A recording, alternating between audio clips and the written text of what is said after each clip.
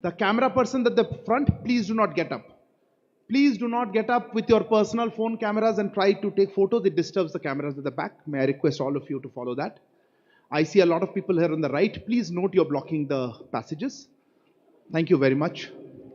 Welcome to all of you here. Yeah, if you have to be there, please do sit down. Please do not block camera from behind you.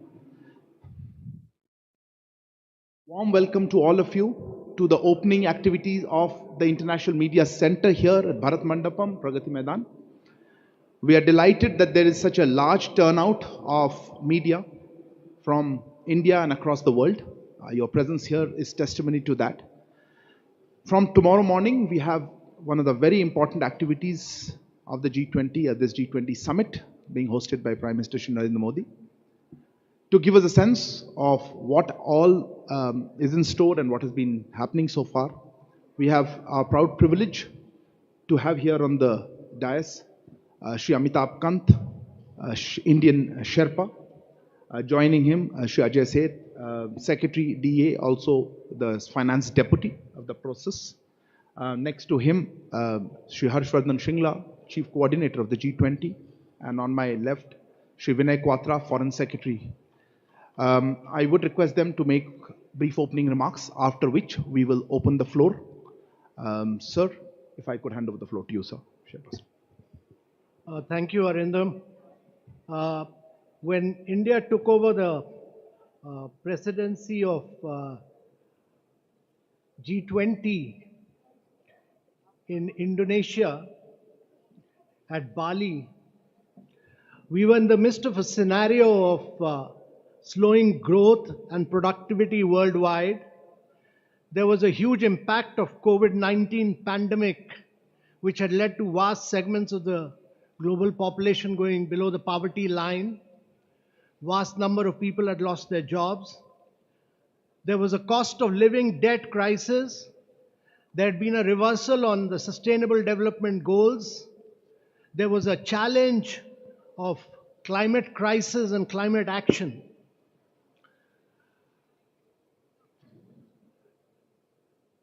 At that point, India felt that we should start our presidency with the theme of Vasudev Kutumbakam. That is, the world is one family. We are one earth, one family, and we should have one future.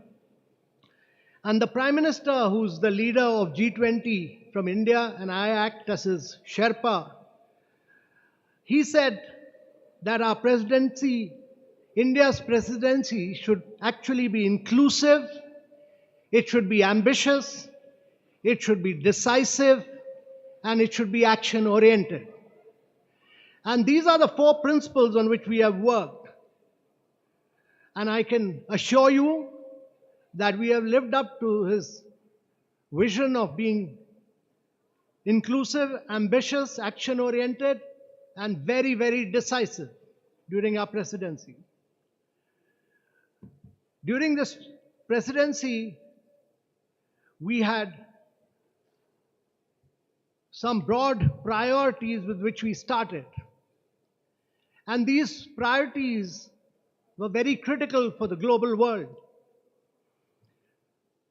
First of which, that at a point of time when the 1/3 of the world is facing a recession, we should drive bold, sustainable, strong, and inclusive growth. The second key priority for us was to have accelerated sustainable development goals, because only 12 of the 169 SDGs are on track, and we are way behind the schedule. We are midway at the 2030 action point, but we are way behind, and therefore accelerating SDGs, improving learning outcomes, health outcomes, nutrition, all these were very critical for India's presidency. Thirdly, we wanted the world to take the lead on green development in the context of climate action and climate finance. And there were several components of this which we wanted to drive. And therefore, green development, climate action, climate finance was our third priority. And because both SDGs and climate action require finance, particularly for developing and developing and emerging markets in the global south, it was critical that we focus on multilateral institutions of the 21st century, how to redesign and reform them. And our view was that global south, developing countries, emerging markets, which has been a very, very key component of India's presidency, must be able to get long-term financing and must be able to use new instruments for financing to drive both SDG and climate finance. So the fifth priority of India's presidency was that we must have technological development and digital public infrastructure. Because if we have to lift vast segments of the population, if we have to make a difference to the global south, technology will be the key driver. And most of the innovations in the world have come from the big tech in the West, and even in China they've come from big tech. But India has created a very unique model of digital public infrastructure, which is open source, open API, is interoperable, and has enabled digital identity for every citizen, has enabled bank account for every citizen, has enabled everyone to do fast payments, has enabled everyone to improve learning outcomes and health outcomes. And during the COVID, we were able to do 2.2 billion COVID vaccinations. And therefore, technological development and how to use digital public infrastructure to drive growth, when 4 billion people of the world do not have digital identity, about 3 billion people do not have bank accounts, and over 133 countries do not have fast payments. That was critical from India's priorities perspective. And the last key priority, which the Prime Minister elucidated and which he felt very strongly about, was women-led development, to bring women-led development, to bring women empowerment and gender equality. So these have been the 6 key priorities of India on which we have worked.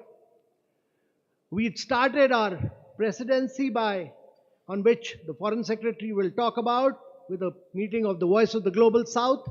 We got the perspective of 125 leaders, and then we remained focused on the perspective of the Global South and the requirements of the developing countries. And the New Delhi Leaders' Declaration, which many of you will see post the summit, you will see it as a voice of the Global South and the developing countries. No document in the world would have such a strong voice for the Global South and the developing countries as the New Delhi Leaders' Declaration. And therefore, the Prime Minister's vision of India's G20 presidency being a very inclusive presidency has been our aim. There's been a huge scale and reach of India's presidency. There have been 19 G20 countries and EUs, and the EU, that means 20, 9 special invitee countries.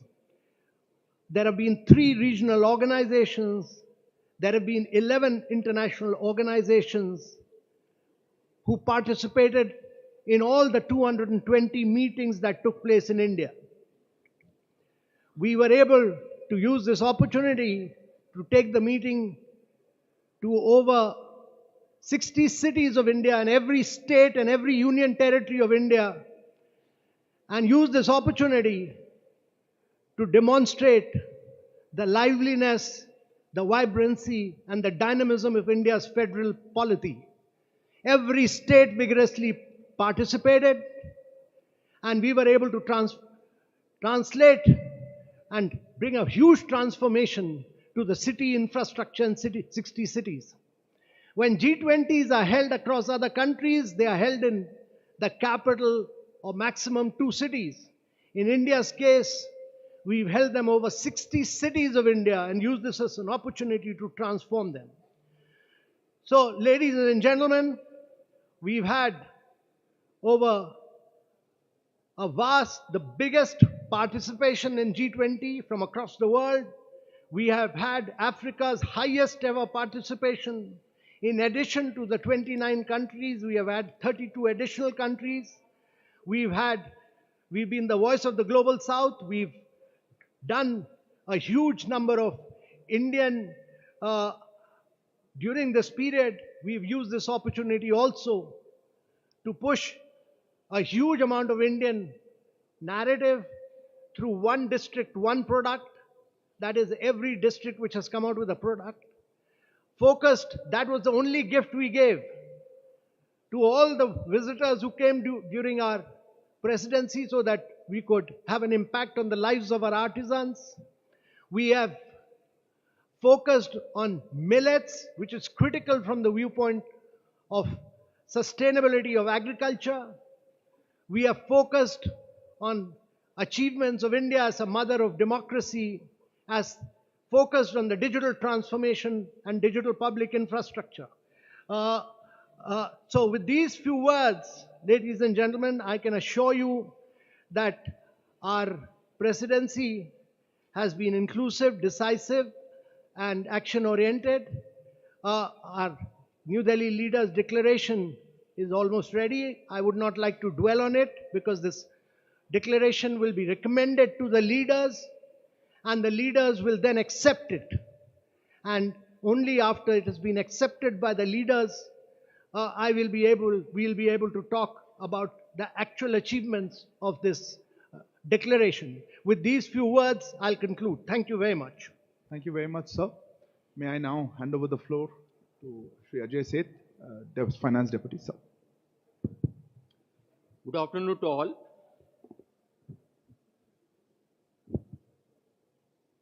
Let me share some of the priorities which the finance-related work handled during the course of the presidency. Under the leadership of our Prime Minister, Shri Narendra Modi, the focus and the vision of India G20 Presidency has been to bring focus to the global discourse, to issues which make a difference to people's lives, lead to actionable, decidable, sustainable and inclusive growth, and empower the global growth. Keeping that vision in mind, the priorities which were set and endorsed by finance ministers and governors in February in their first meeting in Bangalore. Some of them were how to strengthen multilateral development banks for challenges of 21st century.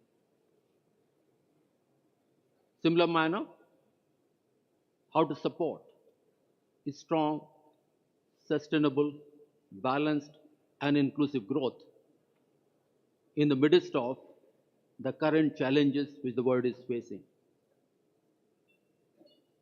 In the same vein, how to manage the debt vulnerabilities which several countries are facing. Yet another priorities was that how the technology can be used for financial inclusion, for productivity gains, for efficiency, for private sector. Similarly, how the new potentials of technology such as blockchain or crypto can be beneficial, and yet how to build a policy discourse, the policy approaches, and what set of regulation building consensus around that. So these were some of the priorities And during the course of the year, in more than 25 meetings of various working groups, ministers, deputies,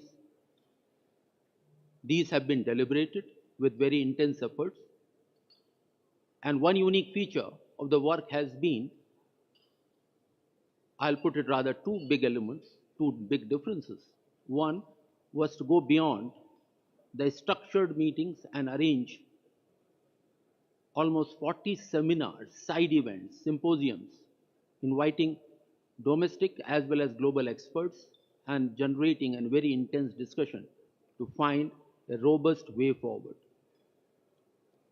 In a similar vein, how to generate the local connect, Jan Bhagidari. Almost 40 events were done on issues which are relevant to people's lives. Based on these deliberations over the course of the year, these recommendations have now been placed for consideration of the leaders.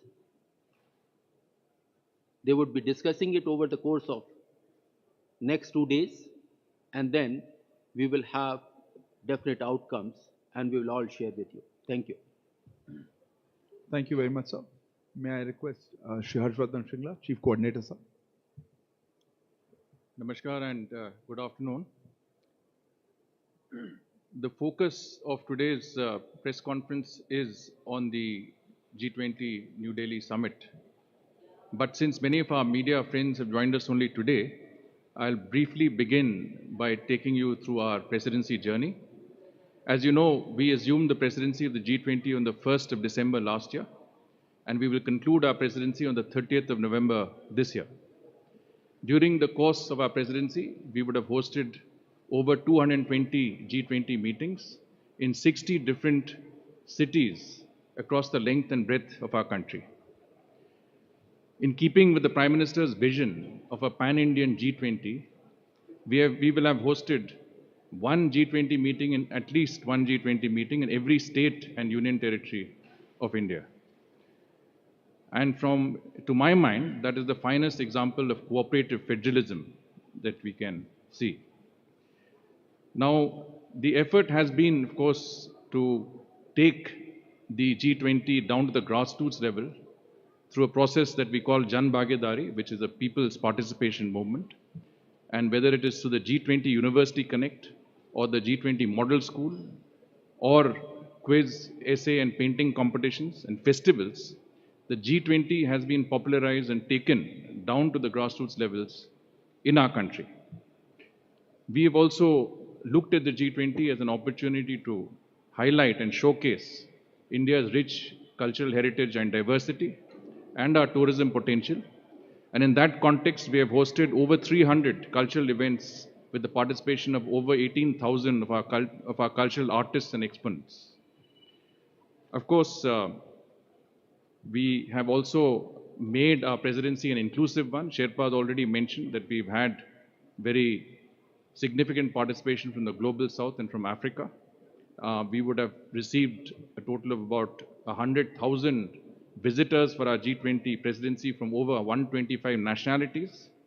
And for many of them, this has been the discovery of a new India.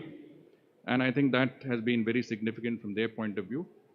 Clearly, the G20 presidency will bring economic benefits to our country and to our citizens, and that's also been a very important objective. Now, when you organize such a huge exercise, an unprecedented and uniquely Indian presidency, you do need an organizational base.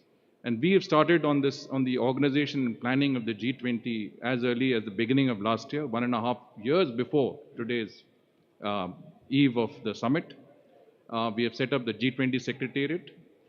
In this process, it has been a whole of government approach and a whole of nation approach. And every single Indian citizen has been involved in that effort. And it's very important to note that about 15 million of our citizens have been directly involved in the participation of some G20 event or the other across our country. So in that organizational endeavor, we've had guidance from the Prime Minister himself, from cabinet ministers. There is a coordination committee which has been set up under the Principal Secretary to the Prime Minister, which includes the NSA, which includes cabinet secretaries, senior secretaries, Sherpa and all of us here. And this committee has been meeting regularly. It's met at least 9 times formally, but many times informally, and has provided extensive guidance on every aspect and overseen every aspect of the presidency's organization and management. So I think that was important. Now, on the summit itself, of course, Foreign Secretary and Sherpa will take you through the program elements, but it's important for you to know what else is there and what are the activities and exhibitions and other events which are within the Bharat Mandapam, within the G20 summit complex. Of course, the media center is one that you have seen. Both halls 4 and 5 have been earmarked for the media center. We expect to host between 2 and 3,000 international and domestic media here. It will be a state-of-the-art media center with over 1,300 workstations, high-speed internet, and Additional Secretary XP would have communicated to you the other aspects of this media center. There is a emphasis on the cultural aspects of our presidency as well. There is a very unique exhibition which is called the Cultural Corridor, which will be on display at the convention center. This involves the display of cultural artifacts and objects from different countries, both tangible and intangible heritage, but also natural heritage. So this has some very, very interesting exhibits, which the details of which will be available with you.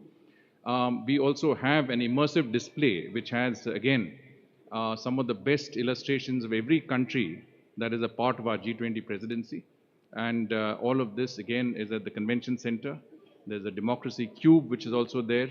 And what we will certainly do is that we'll make this available, we'll make this open to the media and the public after we finish the immediate summit. And this would be a very interesting exhibition to see. Besides that, we have the Mother of Democracy exhibition. India is the largest democracy, vibrant democracy over the ages, has arranged an exhibition which would be essentially narrating the 7,000-year tradition of democracy in our country from the ancient to the modern. There will be 26 interactive panels which would be available in all of the G20 languages. There are apparently 16 languages in which this will be available. There is also a bronze replica of a girl from the Sindhu Saraswati era, 2,500 to 3,500 years before. And this is a very unique part of the exhibition, at the center of the exhibition. And there will also be someone who will greet everybody. It's artificial intelligence driven, so it's a technology oriented platform. And of course, the person who will greet will also provide an introduction to India's age-old democratic traditions in their respective languages. You are also aware that we will have, at the time of the dinner that will be hosted tomorrow by our president, there will be a musical ensemble which will play in the background. This, of course, will represent, again, musicians from all parts of our country, but it will also include musical traditions of every nature, whether it's Hindustani, Carnatic, folk, bhajans. Every aspect of music in our country will be covered by these 77 musicians, who would also include young students, people who have some disabilities, but also people who are from different walks of life across our country. They will also be displaying some very rare instruments, musical instruments, which are hardly ever seen or played in our country, but this is something that is an opportunity for us to see so many rare instruments coming together in this particular area. Now, there will be a strong emphasis on technology, especially technology that is linked to digital public infrastructure. And in that context, we will have a few exhibitions at the media center. If you enter the foyer of the media center, you will see a display by our Ministry of Information Technology, which is basically a Digital India Experience Zone, which will have the display of all of the mobile apps and the platforms under which we have arranged to deliver development to the grassroots levels in India, right from Aadhaar to UPI, and this entire India stack will be available. And if any of you do fall sick or have any medical issues, please ensure that you go and connect with eSanjeevani, a digital platform that will have a doctor advise you immediately on the spot. Similarly, we have a Reserve Bank of India Innovation Hub, which is again in the media center. And this Innovation Hub will display technologies that fintech, which has not yet been introduced to the public domain, these are still in the pilot stages, One of them is the central bank digital currency, through which even international media who are here, who don't have bank accounts in India, will be able to get some money in their mobile wallets and will be able to use that digitally to buy products in our crafts mela, which will be in the adjoining hall, hall number 3. And this crafts mela will also, each stall of the crafts mela, which represents a different state or union territory of India, displaying, as Sherpa mentioned, the ODOP products and geographical indicator products, will have a QR code compatible with your mobile wallet, the digital currency, and with the UPI. We will also have a frictionless credit display, which basically, again, is a cutting-edge technology under which any credit to be given, say, to our farmers, the information relating to that would be immediately available on your mobile phone or your iPad, from the land records to your Aadhaar to your previous credit history. And this will enable credit to be given within a few minutes of time with each of the farmers. And so from that point of view, I think we also have, I hope all of you have downloaded our digital app, the G20 India digital app, which is again a state-of-the-art app, which enables you to get this in any language in the G20. You can get it in Portuguese, in German, in Japanese. And this will also enable you to talk to anybody who doesn't understand your language, say from Hindi to Japanese or from Portuguese to German. It will be instant conversation through the app. You can navigate from one part of the Bharat Mandapam to any other part of this complex. It will enable you to get there without a problem. And any information that you may need on our presidency, on the G20, on India, UPI, any aspects of this is available. And of course, if you feel like a yoga break, that's also there on our app. So I'll stop here. I'm sure there are many other things, but we will stop. Thank you. Thank you very much, sir. May I hand over to Foreign Secretary Shivinay Quatra. Thank you very much, and good afternoon to friends from the media, both domestic and international. I have 6 brief points to make, besides what has already been shared by my colleagues, senior colleagues, Sherpas, Chief Coordinator and Secretary, Department of Economic Affairs. Point number first, if you really want to get a sense of India's vision, priorities, and approach to the G20 presidency, I would encourage all of you to read the op-ed that the Honorable Prime Minister of India has written yesterday. It captures, it distilled a sense of how India envisions and looks at the ongoing G20 presidency of India. 2, the coming together of the 41 heads of delegations, heads of state, government, heads of international organization in India starting yesterday is under Prime Minister's personal leadership and direction. It is essentially a celebration of the coming together of the G20 family. And as our Sherpa mentioned earlier, it's the largest ever participation of the Global South in India. 3, whether it concerns India's national priorities with regard to G20 or the priorities of G20 countries as a collective, as also the concerns and interests of the Global South. The specifics of the agenda which the Sherpa and the Department of Economic Affairs Secretary mentioned, they have been structured in a most inclusive and the harmonious concepts of one earth, one family, one future. 4, very briefly with regard to the program of the G20 summit. The summit official conference program is structured around 2 sessions.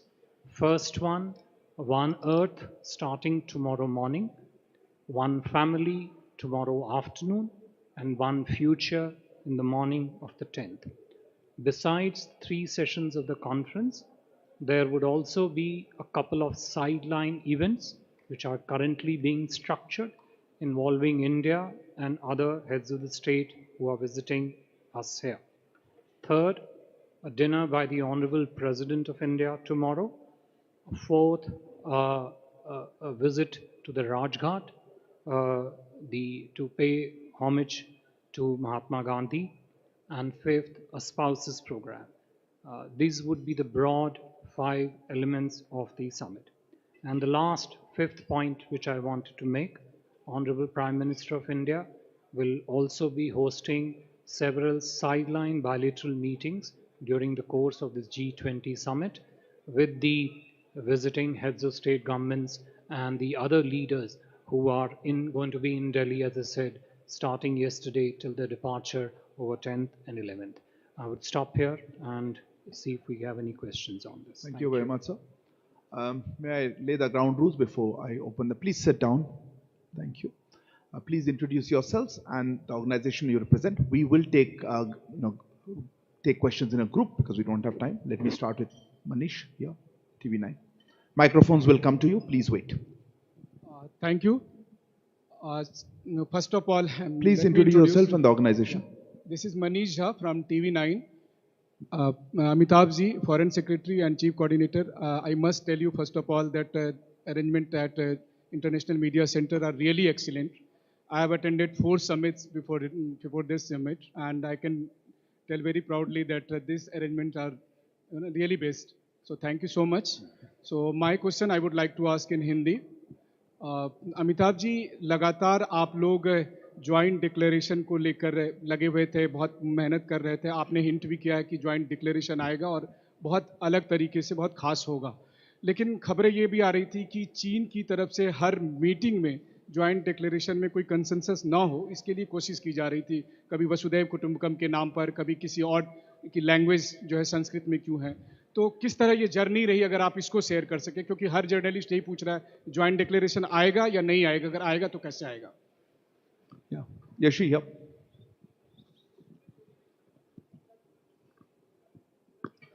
This is Yeshi Seli from the New Indian Express. I'd like to know, Yeshi Seli from the New Indian Express. I'd like to know who's representing African Union. Is it Wacky Sol for the G20? And is the G20 officially going to be Yeshi, you're not audible. Could you repeat again? Can you hear me now? Yeah. So this is Yeshi Seli from the New Indian Express. I'd like to know who is representing the African Union for the summit, and is the G20 officially going to be called G21 after the conclusion of the summit? Okay. Siddhant.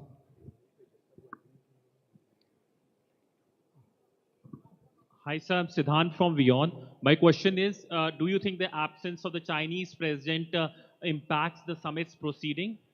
Is it an attempt by the Chinese to undermine? Do you see it in that way as well? The lady in yellow behind. Samira Hussain with the BBC. I'm wondering if you think that that Ukraine will derail talks and the ability to come up with a joint statement. I'll repeat the question. None of you are pretty audible. Say, will Ukraine derail the talks and the ability to come up with a joint declaration? That's what I heard.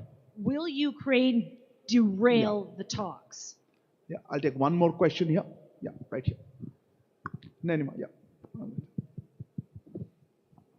This is Nainima Basu from ABP Live. Just one question. On the Russia-Ukraine war, will there be a specific discussion on the Black Grain Initiative? Thank you so much. So, can I pass on these 5 questions, perhaps? So let me first say that on the journey of the joint declaration, I would prefer to speak after the summit is over, because the journey has just started. It's not ended. So I think you should have a little bit of patience. We'll give you a complete glimpse of what the journey has been after the summit gets over, because, this is a leaders' summit. I'm only the Sherpa of my leader, who's the Prime Minister of India. So the recommendations of the Sherpas are made to their respective leaders. The leaders have to accept those recommendations and approve them. Once they are approved, then that will get into public domain and we'll be able to talk about it. Some of the other questions also related to the content of the leaders' declaration. And I would request all of you to realize the high nature of confidentiality of the leaders' declaration, because it has to be placed before the leaders and they have to approve it. But after that, we will be very happy to explain, elucidate, and take you into all the details of that leaders' declaration. As far as AU is concerned, let me say that the Prime Minister, who's a great believer in Global South, had written to all the leaders and there has been a very positive response, but formally that will come before the summit. Thirdly, on the Chinese, I would merely like to say that China is a multilateral player. In multilateral discussions, the issues are very different from bilateral issues, and Chinese discuss issues of growth, development from their perspective. The challenge about any multilateral discussion is that you have to bring consensus across every issue.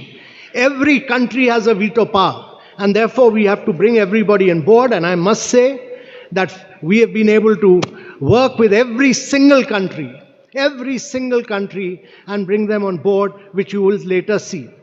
There was an issue about Russia-Ukraine conflict. Let me say that G20 is an economic forum. It discusses issues of growth and development. However, last year in Bali, there was a feeling that issues of conflict and war have an impact on growth and development. So food, fuel and fertilizer get impacted, and therefore that issue was discussed. And this year also, as a consequence of the challenge of growth and development and implementation of SDG, that issue has been discussed at great length, and we will talk about it once the leaders' summit is over, because whatever we discuss will have to be first discussed by the leaders, and they will have to take a formal decision on that. And then after that has been decided, I'll be free to speak to you at great length on this issue. Foreign Secretary, sir, would you like to say anything on these issues? Nothing much to add except to the questions which was asked with regard to the presence or absence of leaders. I think External Affairs Ministers of India has already spoken on that issue, and I think that statement stands for itself. Thank you. I'll open the floor for the next round of questions. I saw a hand here. Yeah, please. I'll come back to you. Sir, sir, this is Mukesh Kaushik from Dainik Bhaskar. This way, center. Foreign Secretary, sir, for the first time, Chinese president is not taking part in G20. Have they provided any reason for his skipping this summit? And do you think that his absence is playing a spoiler, as Jack Sullivan put it? Yeah, a question there. Yeah, please. Yes, ma'am. Go ahead. Microphone's not working. Yeah. Runjhun Sharma, India correspondent for RT Russia Today. My question's for Mr. Kant. How would you say the response, rather negotiations are going for the inclusion of African Union into the bloc?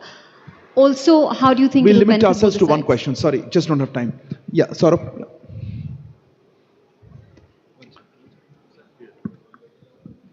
Yeah. Good afternoon, everyone. This is Saurabh Shukla. I'm editor-in-chief of News Mobile. This G20 presidency is also about India's solutions for the biggest challenges that the world faces today. What are the three big takeaways that you expect from the Leaders' Summit? More specific questions? Anyway, behind that, yeah. Go ahead. Behind you, yeah. Go ahead, please. Yeah. So this is Pranay Upadhyay from Z News, and my question is to Sherpa Amitabh Kantji. Sir, India has been long pushing for the MDBs, like multilateral development bank reforms, and after the finance and the joint finance and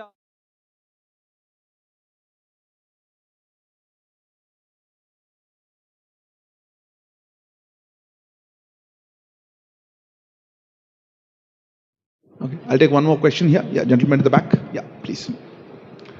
sir मैं Madhurendra news nation से बोल रहा हूँ. नहीं, you have the floor. बैठ जाइए. Please sit down. Please sit down. You have the floor. You have the floor, but please sit down and ask the question while sitting down. Sir मेरा सवाल है. Will you please sit down, sir? You are blocking the camera. Thank you. मेरा सवाल है अमिताभ कांत जी से। मैं श्रीकांत भाटिया हूं, संवाद सिंधी न्यूज़पेपर है। सर, जो भारत की छवि विदेश में है, क्या इस छवि का अवलोकन करने के लिए हमारे कुछ राष्ट्राध्यक्ष ऑन द स्पॉट भी जाएंगे कुछ गांव में और कुछ सिटीज में देखने के लिए? कौन, लीडर्स की बात कर रहे हैं? जी सर, लीडर्स। ऐसा, okay. And last question here. Somebody had the floor when I interrupted. Who had the floor? You had the floor. Go ahead. Hi sir, my name is Ashok Raj from ANI. I have a question regarding to this event. My question addressed to Mr. Singla ji. That how do we coordinate such massive effort, and what were the organization structure changes? I'll take this round of questions, sir. Finance Secretary, sir, perhaps on the MDBs, sir, Foreign Secretary, sir, you'd like to answer? Why don't you answer, Nathan? Some of you asked that what are the three key big takeaways from the summit. My request to all of you would be that please bear with us for another 2 days. Once the leaders consider the recommendations made by their ministers, governors, and give their decision, that would be the time to take a stock. That what have been the big takeaways as far as MDB reforms are concerned, both on strengthening multilateral development banks as well as other institutions, strengthening them like IMF. There has been a very rich and intense discussion, and we are highly hopeful that the discourse over the past 9 months will get a positive consideration from the leaders. Thank you. So, maybe. Okay, thank you. Look, I have already responded to the question on the presence or absence of certain leaders from the summit, and I mentioned that External Affairs Minister of India has already responded to that question. Having said that, let me also mention it's a question of which frame of reference do you look at when you look at the priorities, interest, concerns expressed in the G20, both of G20 countries as a collective, but also of those countries that are outside the G20, but their interest, concerns, and priorities are impacted upon what decisions get taken in the proceedings of the G20. We are welcoming, as I mentioned, heads of 41 delegations, heads of states, heads of government, heads of international organizations in Delhi since 7th for the coming 2 days. And our focus is, as Sherpa said earlier, to drive a consensus on priorities of the G20, how to structure in the priorities and interests of the global south into the G20 discussions, and how to bring together the leaders of the G20 and the leaders of the invited guest countries around that particular agenda. That is the theme, that is the objective that we are focused on, and we are very happy that by and large there is a strong effort by all the countries, all the delegations present to move towards a consensus. With regard to the African Union, Sherpa sir has already said that Honorable Prime Minister wrote a letter to all countries of the G20 proposing that African Union be included as a full member of the G20. We expect that the summit proceedings starting tomorrow morning would take a suitable decision on it. Shrikant ji, जो आपका प्रश्न था विदेशी छवि का, G20 summit का जो programme है वो केवल दिल्ली तक ही सीमित है फिलहाल. Shringla sir, if you have on that question about organization. Yeah, I think Rajji had asked this question about G20 being involving a massive effort and the organizational aspects behind it.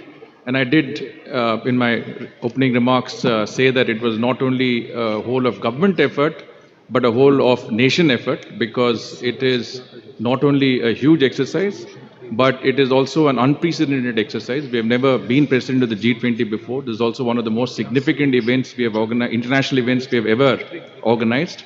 And I think every Indian citizen, in a certain sense, is a stakeholder in this exercise, because the pride he feels of India hosting an event of this scale and magnitude with such level of success.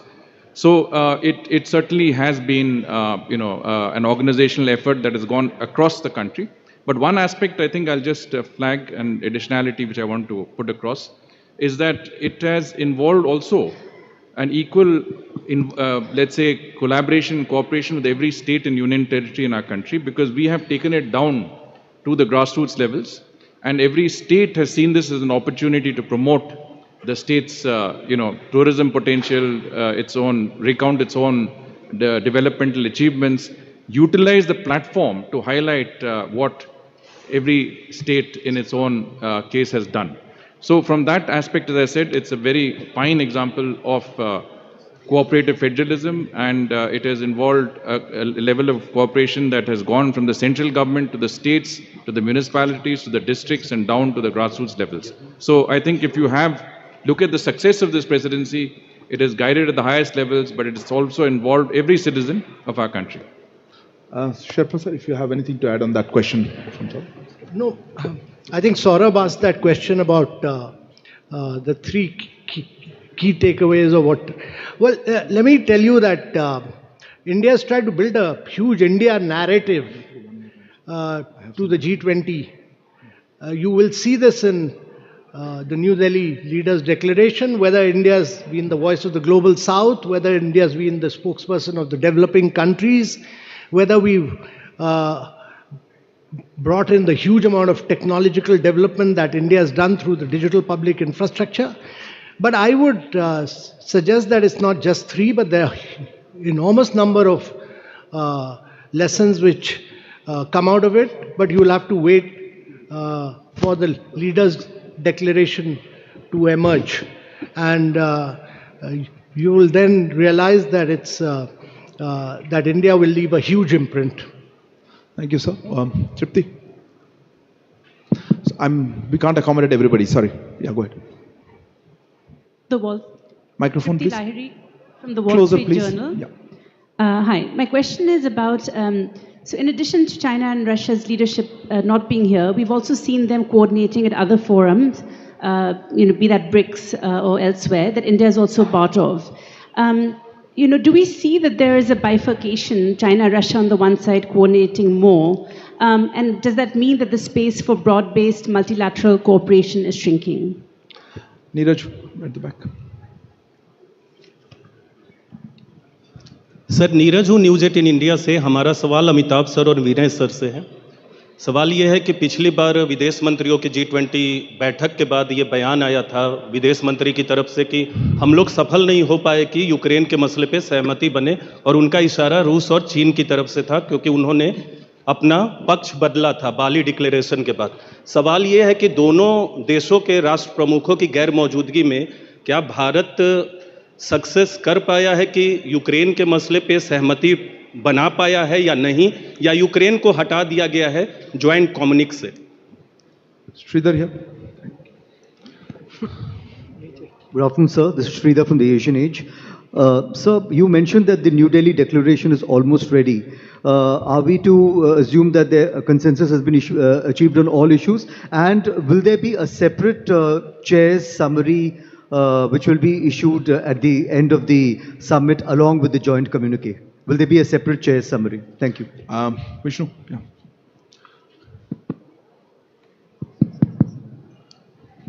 Good afternoon, Vishnu Shom from NDTV. There's a World Bank report which has come out which has praised India's digital public infrastructure.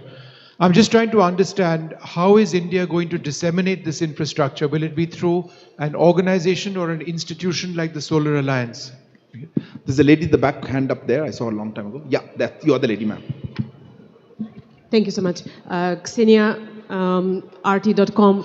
A question is, since we discussed the global growth, has the issue of developed countries imposing unilateral sanctions been discussed, or the responsibility for imposing such sanctions, which affects, the global growth and especially the undeveloped countries? Has this been discussed as well, and will this figure in the communique probably? Question here, yeah, you.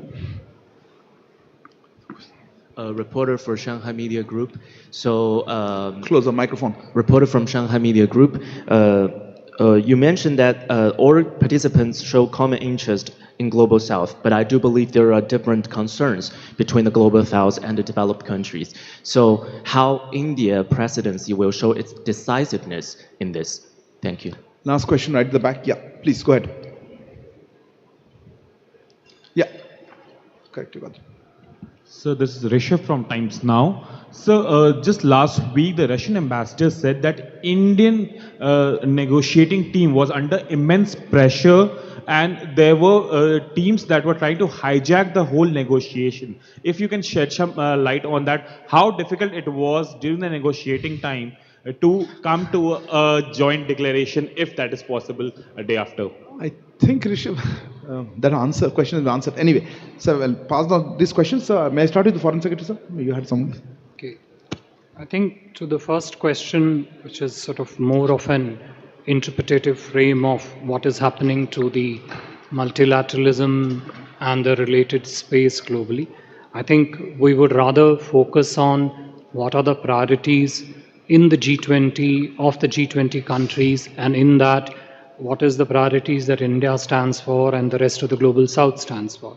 And I think the space that we come from is, our belief is that multilateralism needs to be reinvigorated, it needs to be inclusive, and it also needs to be an important center and a medium for global governance, which has to be more representative, naturally effective, transparent, and accountable. We have brought up these points strongly in the discussions in various meetings of the G20, including in particular the G20 Foreign Ministers meeting, and we will see how that finds reflection in the communique that's being negotiated. Neeraj, जो आपका प्रश्न था, देखिए, मैं इसमें सिर्फ इतना ही कहना चाहूँगा कि भारत की प्रधानमंत्री मोदी की अध्यक्षता में यही अपेक्षा है कि G20 के सभी सदस्य देश मिलकर एक कंसेंसस की तरफ अग्रसर होंगे, अग्रसर हैं, और G20 की समिट की समाप्ति के उपरांत हम ये अपेक्षा रखते हैं, अभिलाषा रखते हैं कि एक कंसेंसस के माध्यम के द्वारा कम्युनिके की जो है आउटकम होगा. To the question on the DPI thing, I think we would ask Sherpa sir to come and sort of